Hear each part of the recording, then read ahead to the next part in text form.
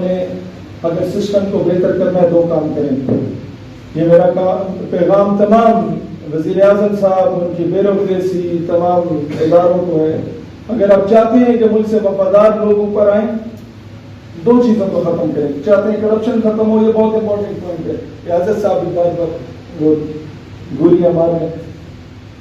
وہ 2 کام. نمبر 1 عورت وومنائزنگ، نمبر 2 شراب. اس پہ پابندی لگا. میں تھوڑا سا یہ چیز سمجھا دیتا ہوں. ایک سینئر افسر جب عورت کی لت اسے پڑ جاتی ہے تو سب سے پہلے تو وہ سیکیورٹی کلیئرنس کراتا ہے کہ مجھے کوئی ایسا فارم ہاؤس ملے جہاں پر چھاپا نہ پڑے.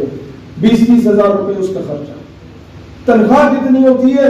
حد مارو سینئر افسر کی 90,000 سے شروع ہو کے 1.5 لاکھ پہ ہوتی ہے، 1.25 لاکھ. بس وہ جاتا ہے جناب اس فارم ہاؤس پہ، اور عورت بھی وہ کوئی لوکل نہیں منگواتا، 20-30 ہزار کا خرچہ اس پہ کرتا ہے. پھر اس کے تو پہ دہائی فلک. جب اس کو یہ لت پڑ جاتی ہے تو کم از کم 12-14 لاکھ کے تو یہ اس کا مہینے کا خرچہ ہے. اور اس کے بعد جب وہ شراب میں پڑتا ہے تو بھائی جان وہ جو شراب ہوتی ہے وہ بھی لوکل نہیں ہوتی، وہ پھر اپنے سارے بیچ میٹس کو ساتھ بلا کے بٹھا کے شراب کباب کی محفل سے جاتا ہے. اور وہ پیسے کہاں سے آتے ہیں؟ سب سے پہلے تو وہ پیسے آتے ہیں جناب آپ کے یہ ٹھیکیداری کے کاموں میں، سرکاری کاموں میں ٹھیکے مارے گا وہ کمیشن. اس کے بعد وہ انلیگل گاڑیوں کو منگوائے گا، وہاں سے چرس بھنگ کا کاروبار کروائے گا، اور اس کے بعد وہ ملک کے راز کو بیچے گا. اس کے بعد وہ ملک کی عزت کو بیچے گا. قانون سازی بناؤ کہ کوئی بھی 19 گریڈ سے لے کے 22 گریڈ تک کا جو آفیسر ہے اسے ریٹائرمنٹ کے بعد ملک کے باہر گھر لینے کی اجازت نہ دی جائے. اور امریکہ میں تو بالکل بھی نہ دی جائے. ملک سے غداریاں ختم ہو جائیں گی، ملک سے قادیانیت کا فتنہ ختم ہو جائے گا. یہ تو ہماری صفوں میں گھسے ہوئے ہیں. بھائی ریٹائرمنٹ کے بعد تمہارے بچے امریکہ پڑھنے کیوں جاتے ہیں؟ ہمیں حدیث تو سناتے ہو کہ چین تک جاؤ، چین چلے جاؤ، امریکہ کس کا کیا جاؤ؟ اب مجھے بتاؤ میرا بچہ جس کے ادارے میں پڑھ رہا ہے، کیا میں اس کے بادشاہ کے خلاف بات کر پاؤں گا؟ وہ ذبح نہ کر دے میرے بچے کو. یہ قانون سازی ہونی چاہیے. باہر سے کوئی افسر کسی وقت ڈیلیگیشن میں جاتا ہے یا کوئی منسٹر جاتا ہے، کوئی تحفہ دیا جائے تو فوراً سرکار کے حوالے کیا جائے. وہ اس کی ذات کا نہیں ہے، وہ اس عہدے کا تحفہ ہوتا ہے. اور موبائل ملے تو وہ تو بالکل بھی نہ لے. ماضی میں بھی انہیں موبائل ملا کرتے تھے. یہ بیگمات سے جو پیاری پیاری باتیں کرتا تھے وہ ساری چٹ کے ذریعے ان تک پہنچتی تھی، اور انہی کے ذریعے انہیں بلیک میل کیا جاتا تھا، اور یہ ملک کے راز بیچتے تھے اپنی ایک عزت بچانے کے لیے. کوہاٹ کا ایک ایم این اے صاحب، ایک میرا بڑا اچھا دوست ہے، کہتے کہ ہم کچھ آفیسرز تھے، کچھ ایم این اے تھے، کچھ منسٹرز تھے. ہم لوگ گئے باہر برطانیہ میں، تو رات کو جب شراب سرو ہو رہی تھی تو جب میں نے کہا کہ نہیں میں تو خان ہوں، میں تو نسوار کھاتا ہوں، اس کی اجازت نہیں دی انہوں نے، تو شراب میں پیتا نہیں ہوں. کہتے ہیں مجھے 2 خواتین سینئر عہدیدار، ماضی میں نام نہیں لیتا، یہ کیس کر دیتے ہیں FIA سائبر کرائم میں. وہ کہتے ہیں مجھے حقارت کی نگاہ سے دیکھ کے کہتی ہے خان صاحب شراب نہیں پیتے. کہتا مجھے تب اندازہ ہوا کہ یہ جو ایلیٹ کلاس ہے ان کے ڈرائنگ روم کی ایسس حاصل کرنے کے لیے آپ کو زانی اور شرابی ہونا پڑتا. یہ سسٹم میں اس طرح گھس گئے. ہم لوگ کیا کریں گے؟ باہر کھڑے ہو کے چوک چوراہے پہ نعرے لگائیں گے. کہتا ہوں جب تک اپنے بچوں کو CSS کی تیاری کرا کے سسٹم میں نہیں بھیجو گے نا، انہیں سیاست میں نہیں بھیجو گے، ہر سیاسی پارٹی میں اپنی لابی اسٹرانگ کرو، بیوروکریسی میں اپنی لابی اسٹرانگ کرو.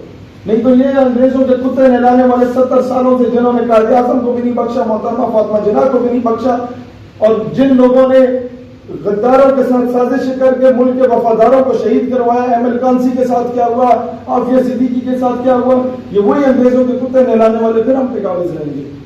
یہ باتیں شاید نعرے لگانے والی نہیں ہیں، یہ جذباتی نہیں ہیں، لیکن بھائی جان ہم جو روزانہ سفر کر کے ادھر آتے ہیں، ہم چاہتے ہیں کہ سسٹم تبدیل ہو. ہم چاہتے ہیں کہ یہ چور ڈاکو لٹیرے اس سسٹم سے نکلیں. رینٹ پر یہ یاد رکھیے گا، ایوبی رحمۃ اللہ علیہ نے کہا تھا مسلمان کی تلوار پہ جب عورت کو شراب آ جائے نا وہ پھر بغیرت ہو جاتا ہے، وہ پھر ڈونلڈ ٹرمپ کے آگے رقص کرنے کے کام آتی ہے، وہ پھر کشمیر برما فلسطین کے لیے نہیں اٹھتی، وہ پھر MOU سائن کرتی ہے کہ جناب اسرائیل کو حمایت کر دی جائے. اور یہ خلافت کا دور دوبارہ آ رہا ہے جب ترکی میں اس سے پہلے یہ تمام اسلامی ممالک کو فورس کریں گے کہ اسرائیل کی حمایت کرو. اور یہاں آپ کی میڈیا پہ بھی یہ باتیں ہونا شروع ہو گئی. لہٰذا کوئی اس طرح کی بات کرنے کا انڈائریکٹلی بھی سوچے تو گرے بال پکڑو. نہیں پکڑو گے، لچکدار رویہ ہوگا تو یاد رکھنا وہی ایسٹ انڈیا کمپنی کی طرح آپ کے یہاں ملک میں گھسیں گے، اور عادت گھس گئی. آپ کے سارے حکمران عیاشی کرنے کے لیے تو دبئی جاتے ہیں، زناکاری کرنے کے لیے تو وہاں جاتا ہے آپ کا بڑا سینئر آدمی، وہاں ان کے اڈے بنے ہوئے ہوں گے، اپنی عورتیں پیش کرنے کو تیار ہوں گے. پھر کیا کرو گے جب وہ ویڈیو ریکارڈ ہو جائے گی؟ تم یہاں نعرے لگاتے رہو، الف نامے میں ترمیم ہوگی، فور شور ہوگی. لہذا اس میں ہمیں کوئی کہ اشتعال انگیزی پھیلا رہے، بولو ہاں پھیلا رہے، اس میں ہم لوگوں کو گریبان پکڑنا پڑ رہا ہے. اسرائیل کے حمایتیوں کا جو انڈائریکٹلی ڈائریکٹلی بول رہے ہیں اسرائیل کی حمایت میں، پکڑو گریبان. جی جناب، آخر میں یہ بات افسروں سے درخواست کرنا چاہتا ہوں. ایگزامپل لے لو دور حاضر میں، آج سے 10 سال پہلے داڑھی سے نوش کے ملا عبدالغنی بردر کو لے کے جایا جا رہا تھا. آج وہ کرسی پہ پاؤں رکھ کے بیٹھا ہوا ہوتا ہے، اور امریکی جو ہے اس کی طرف وہ خواتین آ کے انٹرویو لے رہی ہوتی ہیں، ان کی طرف منہ کر کے دیکھتا بھی نہیں ہے کہ تمہاری یہ ناپاک شکل اس قابل نہیں ہے کہ میں تمہاری طرف دیکھوں. اللہ کو پامر دیے، مومن پہ بھروسہ، ابلیس کو یورپ کی مشینوں کا سہارا. کافر ہے تو شمشیر پہ کرتا ہے بھروسہ، مومن ہے تو بے دیکھ بھی کرتا ہے سپاہی. لہٰذا دلیر بنو، آٹومیٹیکلی کفر کمزور ہوگا. ایک آخری بات یہ سنا کے چاہتا ہوں. میرا ایک دوست ہے برطانیہ میں، وہ ایک سیکیورٹی کمپنی میں کام کرتا تھا. تو ادھر وہ کالے نہیں ہوتے جو انگریز جو سیکیورٹی گارڈ ہوتے ہیں ہٹے کٹے، کہتا وہ بھی کام کرتے تھے. تو اسرائیل اور فلسطین کی جنگ چھڑ گئی. کہتا میں فلسطینیوں کا حمایتی تھا، وہ اسرائیلیوں کے حمایتی تھے.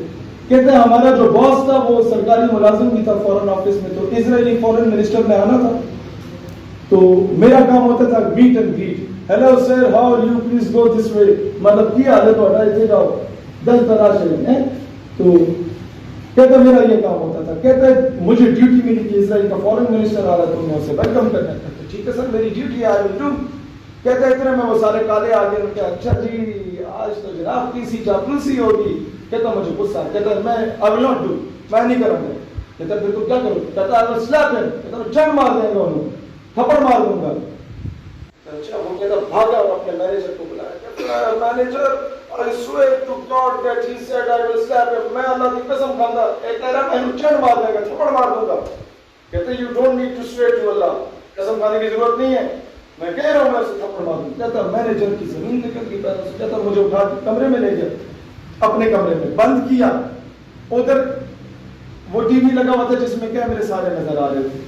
ٹھیک ہے کہ کہاں حاصل ہوگا. کہتا اور کچھ تھا نہیں تو میں وہی ٹی وی دیکھ رہا تھا. اوپر بھی کیمرہ تھا جس سے مینیجر کہیں اور سے جا کے مجھے دیکھ رہا ہے، اور وہ ڈر رہا تھا کہ یہ کیمروں میں کیوں دیکھ رہا ہے کہ کیمرے سے نکل کے اسے تھپڑ نہ مارے. تو تم ذرا سے دلیر ہونا، کفر آٹومیٹکلی اس کا پیشاب نکلتا ہے. وجہ یہ ہے کہ تم لوگوں کو دلیر ہونے کی ضرورت ہے. اللہ تعالیٰ دین اسلام وطن عزیز پاکستان کا حامی و ناصر ہو. کلزئی صاحب ہم بچپن سے کینٹ میں رہے ہیں تو ہمارا عیدوں کا معاملہ بھی مفتی منیب والا ہوتا تھا.